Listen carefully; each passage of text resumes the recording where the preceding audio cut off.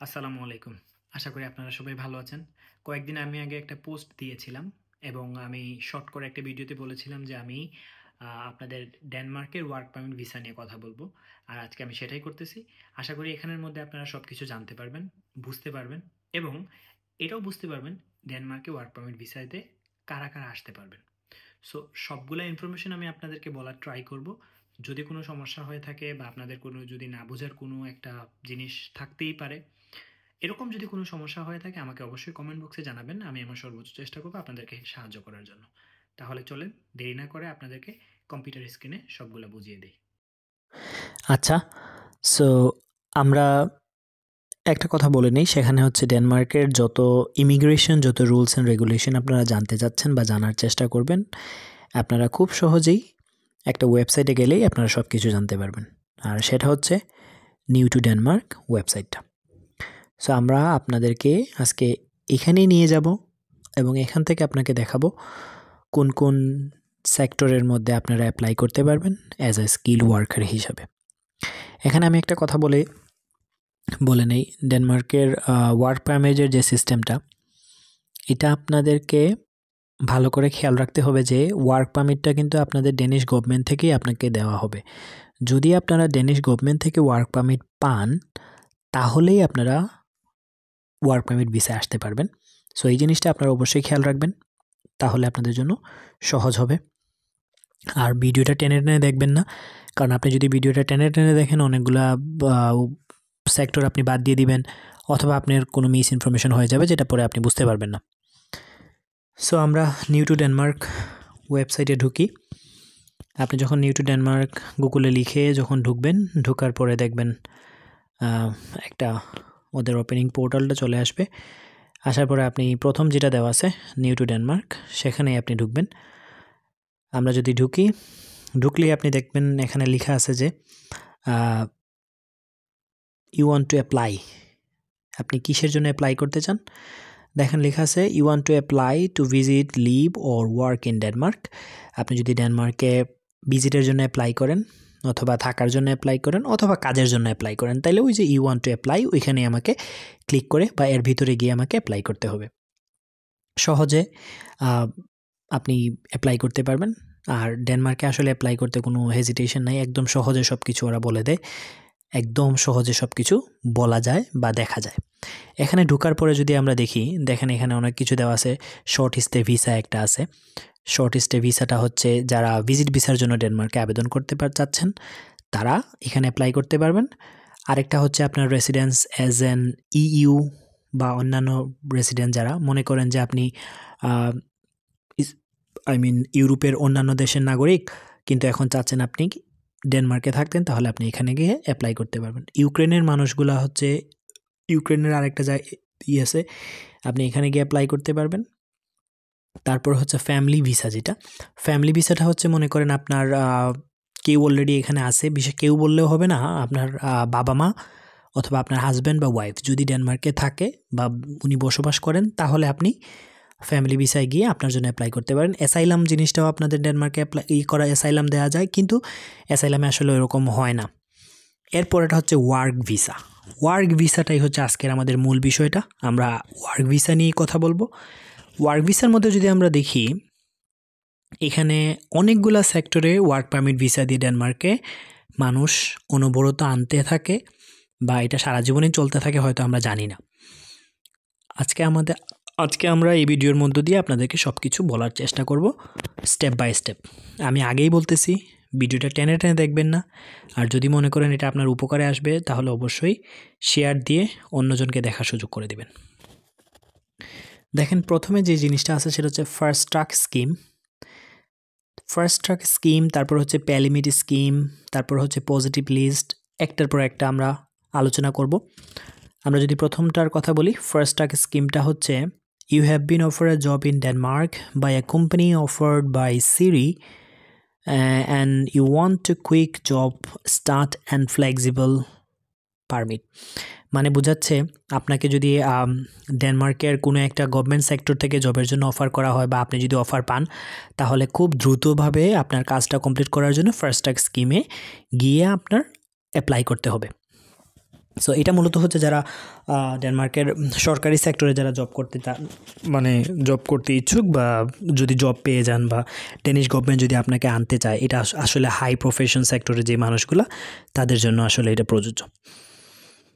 So এইটা আসলে আপনারা গিয়ে আপনারা দেখতে পারেন, বা আপনাদের ওই রকম প্রফেশন থাকতে পারে। তবে এটা আসলে আমি যতটুকু জানি, এটা আসলে বাংলাদেশি মানুষ বা অন্যান্য মানুষদের জন্য এটা আসলে এতটা প্রযোজ্য না। যেই বিষয়টা ইম্পর্টেন্ট সেটা হচ্ছে প্যালিমিটি স্কিম। প্যালিমিটি স্কিমটা হচ্ছে ওই ধরনের মানুষ যারা অলরেডি ডেনমার্কে আছেন, তারাই এই সেক্টরে গিয়ে ওয়ার্ক পারমিটের জন্য আবেদন করতে পারেন। অনেকেই দেখা গেছে ডেনমার্কে স্টুডেন্ট ভিসায় আসছেন, বা মাস্টার্স করতে আসছেন, বা ব্যাচেলর করতে আসছেন, কিন্তু কোম্পানির সাথে আপনি কাজ করতে করতে দেখা গেছে কোম্পানির কাজগুলো হতে পারে সেটা রেস্টুরেন্ট অথবা যে কোনো একটা সেক্টরে কাজ করতে করতে ওদের কাজ আপনাদের ভালো লাগছে, আপনার ভালো লাগছে, পরে ওরা আপনাকে চাচ্ছে রাখার জন্য। সো এরা দুইটা স্টাইল আপনাকে রাখতে পারে। একটা হচ্ছে দ্য প্যালিমিটি স্কিম, আর একটা হচ্ছে দ্য সাপ্লিমেন্টারি প্যালিমিটি স্কিম।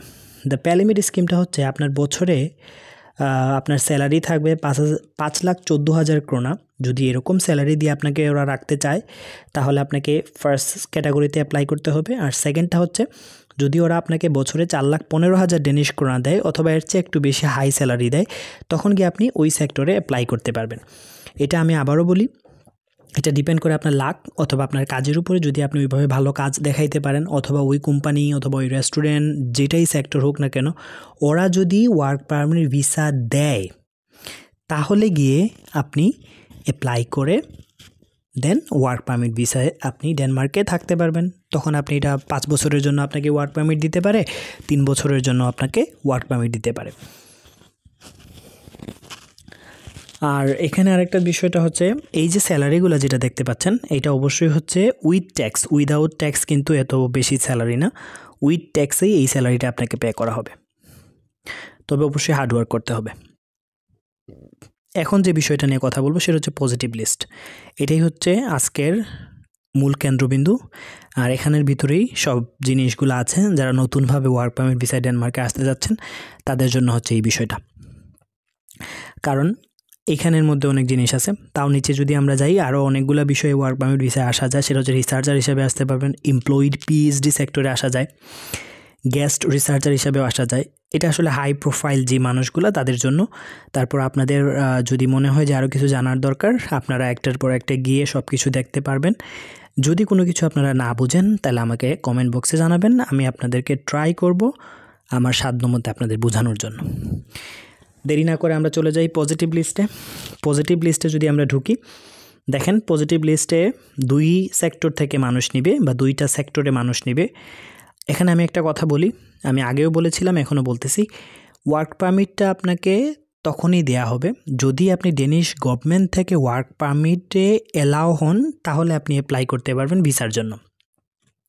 এখন দেখেন এখানে 2টা সেক্টরে মানুষ নেবে। একটা হচ্ছে the positive list for people with higher education, মানে হচ্ছে এডুকেশনাল সেক্টরগুলা বা অফিসিয়াল জবগুলাতে, বা হাই প্রোফাইল জবগুলাতে যারা আসতে চাচ্ছেন, যাদের প্রফেশন ওইরকম ভালো একটা ব্যাকগ্রাউন্ড আপনাদের আছে, তারা আপনারা প্রথম সেক্টরে আপনারা আসতে পারবেন। এখন এই প্রথম সেক্টরে কারা কারা আসতে পারবেন সেটা আমরা একটু পরে বলতেছি। আর পরেরটা যেটা, সেটা হচ্ছে positive list for skill work, মানে দক্ষ কর্মী আমরা যারা, তারা স্কিল ওয়ার্কে আসতে পারবেন।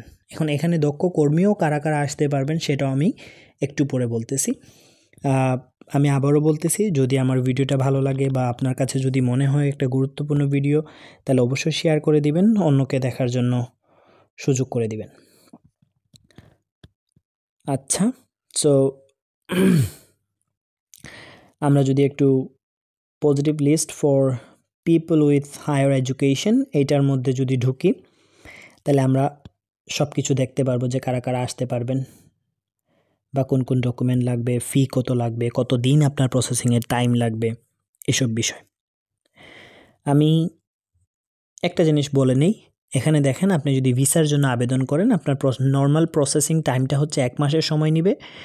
আর এই প্রসেসিং ফিটা হচ্ছে 6,055 ডেনিশ ক্রোনা, যেটা বাংলাদেশি টাকায় প্রায় 1 লাখ টাকার উপরে চলে আসে। 1 মাসের সময়ও নেওয়া যেতে পারে অথবা 1 মাস থেকে আরেকটু বেশি সময় লাগতে পারে। এটা আসলে ডিপেন্ড করে ওদের উপরে। সিরি যতটুকু বিজি থাকে তাহলে সময় একটু বেশি লাগতে পারে। যদি বিজি না থাকে তাহলে কম সময়। দেখেন এখানে পরে 2 নাম্বার যে কলামটা এখানের মধ্যে বলা আছে is my job on the positive list for people with higher education. আপনার জবটা কি পজিটিভ লিস্টের মধ্যে আছে কিনা সেটা দেখার জন্য আপনি 2 নাম্বার সেক্টরে যাইতে পারেন। 2 নাম্বার এই কলামের মধ্যে আপনি গিয়ে ক্লিক করলে আপনি সব কিছু পেয়ে যাবেন। সো আমরা আসলে 2 নাম্বার কলামের ভিতরে ঢোকার পরে সব কিছু দেয়া আছে। আপনি যদি আমরা আস্তে আস্তে নিচে যাই, দেখেন প্রথমের যে সেক্টরটা মিলিটারি ওয়ার্ক, তার মানে ওদের মিলিটারি সেক্টরে ওদের কিছু মানুষ লাগবে। আর সেটা হচ্ছে অফিসার, মানে অফিসার পদে কিছু মানুষ লাগবে। তার মানে হচ্ছে আপনাদের যাদের মিলিটারি ব্যাকগ্রাউন্ড আছে বা এরকম একটা প্রফেশনে আপনারা অলরেডি বাংলাদেশে জব করতেছেন, এখন চাচ্ছেন যে বিদেশে সুইচ করবেন, আপনারা আসতে পারবেন এইভাবে সিস্টেম করে। পরেরটা দেখেন দেওয়া আছে senior manager in the field of legislative authorise companies and organisation. এখানে আরেকটা সেক্টর যেখানের মধ্যে অনেকগুলা প্রফেশনে ওরা মানুষ আনবে। Head of the public administration সেক্টরে আনতে পারে, ডিপার্টমেন্ট ম্যানেজার আছে, এরিয়া ম্যানেজার আছে, হেড অফ অপারেশন আছে। এখানে আসলে আপনি প্রত্যেকটা সেক্টরে কতজন মানুষ আনবে, তারপরে হচ্ছে আপনার এডুকেশন কোয়ালিফিকেশন কী লাগবে দেয়া আছে, এবং কতদিন পর্যন্ত বা এই যে জব সেক্টরটা কত তারিখ পর্যন্ত ভ্যালিড আছে সেটাও দেওয়া আছে। দেখেন সেটা 2026-এর 30 জুন পর্যন্ত ভ্যালিড আছে। তার মানে আপনার হাতে অনেক সময় আছে। আপনি একটু ঘাটাঘাটি করে ডেনমার্কের কোন সেক্টরগুলা যেই আপনার প্রফেশনের সাথে যে কোম্পানিগুলো আপনি ভালো জানেন এটা আপনি গুগল করে আপনি পাইতে পারেন। গুগল করলেই আপনি সব কিছু জানতে পারবেন। সো আপনার প্রফেশনের সাথে মিলিয়ে আপনি গুগল করে ওদের সাথে কথা বলে দেন আপনার স্কিলগুলো ওদেরকে শো করেন। তখন যদি ওরা ফর এক্সাম্পল ওরা যদি আপনাকে অ্যালাউ করে আপনি আসতে পারবেন। আরও অনেকগুলো সেক্টর আছে, একটার পর একটা আপনারা দেখতে পাচ্ছেন। আমরা 12 নম্বর যেই ইয়েটা, ওরা আবার manager in the field of administration and business oriented ফাংশনের মধ্যে অনেকগুলা মানুষ আনবে ওরা। এখানে আমি আরও একটা কথা বলি, এখানে অনেক অনেক পোস্ট আছে যেই পোস্টগুলোর মধ্যে ওরা মানুষ আনতে চাচ্ছে। সো এখানেও যদি আপনাদের ব্যাকগ্রাউন্ডের সাথে মিলে যায় বা আপনাদের যদি স্কিল থাকে, আপনারা যদি মনে করেন যে না আমি সেই পারফেক্ট মানুষটা আমি আসতে পারবো, সো আপনারাও এখানে গিয়ে ওদের সাথে কথা বলে দেন আপনারা আসতে পারবেন। দেন আমি দেখেন আরেকটা এরিয়া দেখাচ্ছি, সেখানে অনেক অনেক সেক্টরে মানুষ আনবে। আমি আশা করি আমরা একটা কথা বলে যাচ্ছি, আপনি যদি এই ভিডিও থেকে নাও দেখতে পারেন, ভিডিওটা পজ করে আপনি নিউ টু ডেনমার্কে গিয়ে সব কিছু আপনি দেখে দেখে আপনি সব কিছু জানতে পারবেন। আর এখানে দেখেন আমি সহজে যদি বলি, সবচেয়ে বেশি মানুষ যেই সেক্টরে আসতে পারবেন একদম খুব কম মানে এডুকেশন নিয়ে, সেটা হচ্ছে হেলথ কেয়ার। হেলথ কেয়ারের মধ্যে এখানে আবার অনেক কিছু, আপনারা যারা ডক্টর আছেন বাংলাদেশে তারাও আসতে পারবেন। যদি মনে হয় যে আপনার এখন বিদেশে আসবেন, আপনারা আসতে পারবেন। তবে এখানে ডেনিশ অথরাইজ করতে হবে। আপনার সব পেপারগুলো আগে ডেনিশ অথরাইজেশন করে তারপরে আসতে পারবেন। সেম দেখেন নার্স যারা আছেন এখানে, নার্স দুইটা নার্স, মানে দুইটা টাইপের নার্স, একটা হচ্ছে শুধুমাত্র নার্স আর একটা হচ্ছে নার্স উইথ এ স্পেশালিটি, যাদের পার্টিকুলার কোনো স্কিল বা মানে কোনো একটা কী বলে এটাকে এক্সট্রা এরিয়া থাকে, যেমন আমাদের ডক্টরের মধ্যে মেডিসিন আছে, গাইনি আছে বা অন্যান্য সেক্টরে। সো নার্সিংয়ের মধ্যে সবচেয়ে বেশি মানুষ ওরা আনবে, আর এটাই হচ্ছে সুবর্ণ সুযোগ। আর এখানে একটা ছোট্ট করে কথা বলি, আমি নার্সিং ভিসার যে ওয়ার্ক পারমিট সেটা নিয়ে কাজ করতেছি। সো আমি এখানে আপনাদেরকে হেল্প করতে পারবো। যদি আপনাদের কোনো হেল্প লাগে আমাকে অবশ্যই বলবেন, আমি আপনাদের জন্য ট্রাই করবো। আমি শুধুমাত্র এই সেক্টরটা নিয়ে কাজ করতেছি। সো দেখেন এখানে আসলে মূলত আপনার এডুকেশনাল যে রিকোয়ারমেন্ট সেটা হচ্ছে আপনার প্রফেশনাল ডিগ্রি থাকতে হবে এবং ডেনিশ অথরাইজেশন করতে হবে। ডেনিশ অথরাইজেশন করতে গেলে আপনার সব পেপারগুলো ডেনিশ যখন অথরাইজেশন করবেন এখানে এক্সট্রা একটা ফি দিতে হবে। সেটা প্রায় 1300 ডেনিশ ক্রোনার মতো আসে, বাংলাদেশি টাকায় প্রায় 30-এর বা 25 থেকে 30-এর কাছাকাছি একটা টাকা আসে আর কি।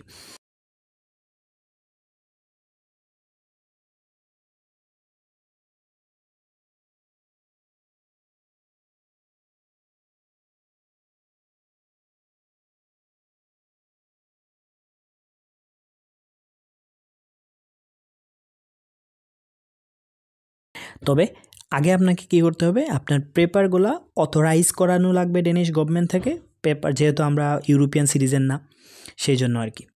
তারপরে দেখেন আরও অনেকগুলো সেক্টর আছে, টিচিং অ্যান্ড এডুকেশনাল ওয়ার্কের মধ্যে আছে, বা আরও অনেকগুলো জিনিস আছে, আমি সবগুলো আপনাদের দেখাইলাম না। আপনারা একটু কষ্ট করে নিউ টু ডেনমার্কে যদি আপনারা যান, তাহলে আপনারা এখানে গিয়ে একটার পর একটা আপনার প্রফেশন, যেটা আপনি বাংলাদেশের যেই সেক্টরে কাজ করতেছেন, আপনার লম্বা একটা কি আছে, ওয়ার্ক এক্সপেরিয়েন্স আছে, আপনার সব ডকুমেন্টগুলো লিগেল আছে, বা আপনি ভালোভাবে ওদেরকে শো করতে পারবেন। যদি সব কিছু মিলে যায়, তাহলে আপনি সেই লাকি পারসন যিনি কিনা খুব অল্প খরচেই ওয়ার্ক পারমিট ভিসা নিয়ে আপনার ফ্যামিলি সহ আসতে পারবেন। সো এই জিনিসগুলো আপনারা ঠান্ডা মাথায় একটু ঘাটাঘাটি করে বাসায় বসে, ল্যাপটপ অথবা ফোনের মধ্যে বাসায় বসে আপনি যদি একটু ঘাটাঘাটি করেন, সেটা আপনার জন্য ভালো। এখানে দেখেন সব কিছু দেওয়া আছে, হোয়াট আর দ্য কন্ডিশন, আপনার কোন কোন কন্ডিশন মেনটেন করতে হবে, কোন কোন জিনিসগুলো লাগবে। প্রথমেই দেওয়া আছে এডুকেশনাল রিকোয়ারমেন্ট। এডুকেশনাল রিকোয়ারমেন্টের মধ্যে গেলে আপনি বুঝতে পারবেন কোন কোন রিকোয়ারমেন্ট লাগে। তারপরে আপনার দেওয়া আছে requirement for weekly working hours দেওয়া আছে, A to Z সব কিছু দেওয়া আছে।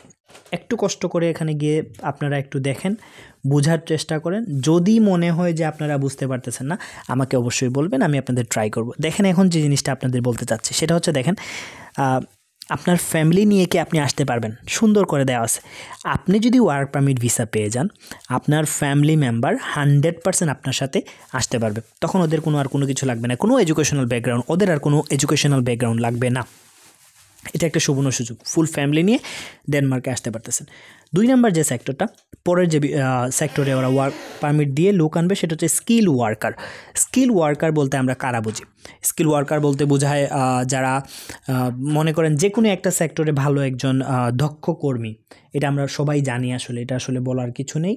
সেম এখানেও যদি আমি কথা বলি, দেখেন স্কিল ওয়ার্কারেও যদি এই প্রসেসিংটা কমপ্লিট করতে চান, ওদের নর্মাল প্রসেসিং টাইম হচ্ছে 1 মাস।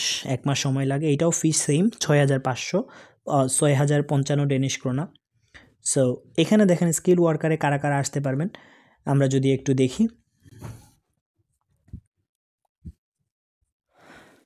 সুন্দর করে দেখেন, এখানে সব কিছু লেখা আছে।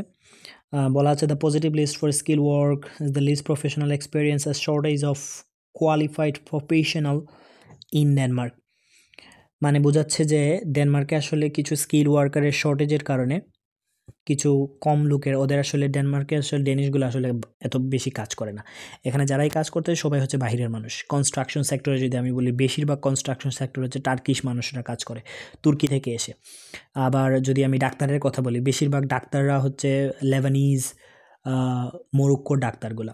সো এরা আসলে ওইরকম প্যাশনেট না নিজের জবের জন্য। আবার ভালো ভালো সেক্টররা জব করে। সো স্কিল ওয়ার্কারে দেখেন কোন কোন জবে নিয়ে মানুষ আনবে। এখানে বলা আছে, আপনি গিয়ে দেখতে পারবেন আপনার জবের সাথে কি ওদের জব ম্যাচ করে কিনা। দেখেন দেওয়া আছে একটা যদি আমি বলি, সায়েন্স অ্যান্ড ইঞ্জিনিয়ারিং অ্যাসোসিয়েট প্রফেশনের মধ্যে ওরা মানুষ আনবে। এখানে যদি আমরা ঢুকার পরে দেখেন অনেকগুলো সেক্টর আছে, এই সেক্টরে মানুষ আনতে, হেলথ প্রফেশনে মানুষ আনতে পারে। তারপর হচ্ছে বিজনেস অ্যান্ড অ্যাডমিনিস্ট্রেশন প্রফেশনের মধ্যে দেখেন কতগুলা সেক্টরে ওরা মানুষ আনবে। আমরা যারা বিজনেস সেক্টরে যারা পড়াশোনা করতেছি বাংলাদেশে অথবা জব করতেছি ভালো ভালো একটা কোম্পানিতে, আপনারাও এই সুযোগটা নিতে পারেন। আপনারা চাইলে ওদের সাথে কথা বলে আপনি গুগল করে দেখতে পারেন ডেনমার্কে ভালো ভালো কোম্পানিগুলো, ওনাদের সাথে কথা বলে আপনার স্কিল, আপনার ওয়ার্ক এক্সপেরিয়েন্সগুলো আপনি যখন শেয়ার করবেন ওদের সাথে, যদি ওদের ভালো লাগে আপনাদের ওয়ার্ক পারমিট দিবে, দেন আপনি ফুললি চলে আসতে পারবেন। তারপরে দেখেন জেনারেল অ্যান্ড সেক্রেটারি ক্লার্কের মধ্যে যদি যাই, পার্সোনাল সার্ভিস ওয়ার্কারের মধ্যে দেখেন 2টা সেক্টর আছে। পার্সোনাল সার্ভিস বলতে বোঝায় শেফ অথবা হেয়ার ড্রেসার। মানে আপনারা যদি যারা শেফ, ভালো ভালো যারা বড় বড় হোটেলের শেফ, আপনারাও যদি ওয়ার্ক এক্সপিরিয়েন্স থাকে, দেন আপনারা কমিউনিকেশন করে, এখানে ডেনমার্কে ভালো ভালো হোটেল আছে, রেস্টুরেন্ট আছে, ওনাদের সাথে আপনি ইমেইল করে কথা বলে আপনাদের সব এক্সপিরিয়েন্স শো করে আপনি আসতে পারবেন। আবার হেয়ার ড্রেসার যারাও যে কি বলে, এটাকে কি বলে আসলে আমি ভালো করে বুঝতে পারতেছি না। হেয়ার ড্রেসার মানে পার্লার বা ওইরকম যারা কাজ করে আর কি। এটা কিন্তু অনেক ইউরোপের মধ্যে সবচেয়ে পপুলার একটা সেক্টর, প্রচুর পরিমাণে মানুষ এখানে ভিড় করে, বা এই সেক্টরে আসলে জব অনেক বেশি। সো এই হচ্ছে বিষয়, আমি একটা একটা করে আপনাদেরকে দেখাচ্ছি।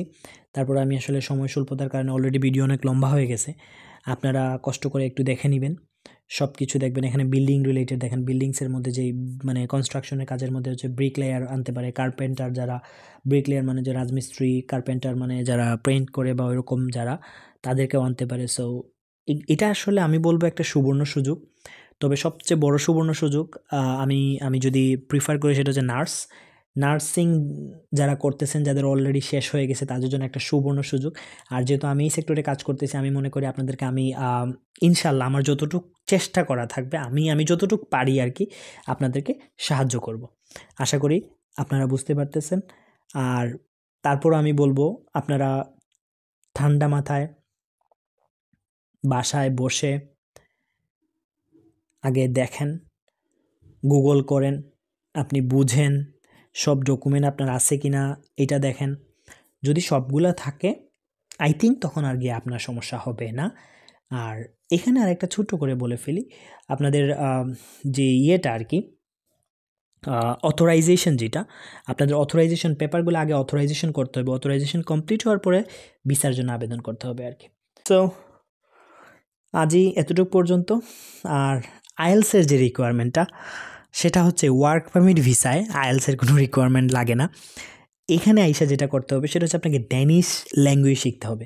তার জন্য আপনাকে ওরা 6 মাস সময় দিবে ড্যানিশ ল্যাঙ্গুয়েজ শেখার জন্য। আপনি যখন ড্যানিশ ল্যাঙ্গুয়েজ কমপ্লিট করে ফেলবেন তখন গিয়ে আপনি কাজে জয়েন করবেন, কারণ এখানে ওরা ইংলিশটাকে এত বেশি প্রায়োরিটি দেয় না, সব প্রায়োরিটি হচ্ছে ওদের ড্যানিশ ল্যাঙ্গুয়েজ। সো ড্যানিশ ল্যাঙ্গুয়েজটাই হচ্ছে ইম্পর্টেন্ট। ড্যানিশটা কমপ্লিট করবেন আপনি 6 মাস 7 মাসে, যদি আপনি একটা বেসিক কমিউনিকেশনের জন্য যতটুকু ড্যানিশ ল্যাঙ্গুয়েজ লাগে সেটা, তারপরে আপনি কাজে জয়েন করবেন। স্টাডি পারমিটের জন্য যদি আসতে হয়তো তাইলে অবশ্যই আপনাদের আইএলস লাগতো।